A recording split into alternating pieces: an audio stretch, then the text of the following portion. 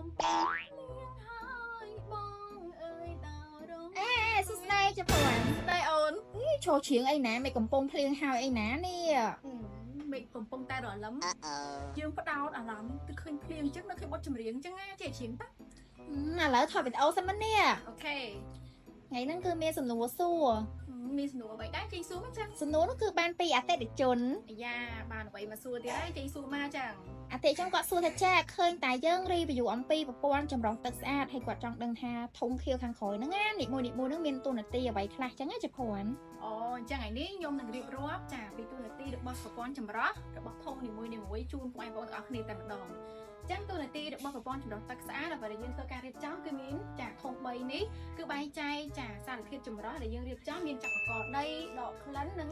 ដកធាតុរឹងដែលមាននៅក្នុងទឹកចាហើយទី2គឺយើងធ្វើការរៀបចំមួយទៀតគឺពាក់ព័ន្ធជាមួយនឹងសម្លេង filter គឺច្រោះនៅកកដីបន្ថែមទៀត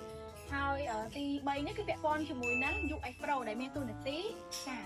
ដកកកដីបន្ថែមទៀតហើយគឺជួយដកពណ៌នៅក្នុងទឹកឲ្យកាន់តែល្អបន្ថែមទៀតអញ្ចឹងទាំងនេះជួថាប្រព័ន្ធចម្រោះទឹកស្អាតខាងក្រុមហ៊ុនយើងគឺរៀបចំមកគឺទឹកដែលចម្រោះមានសភាពថ្លាល្អគ្មានពណ៌គ្មានក្លិនទេ អូហ្នឹងហើយអរគុណចាព្រោះ អរគុណច្រើនអូន អត់ដែរជើងតទៀតចឹង ចា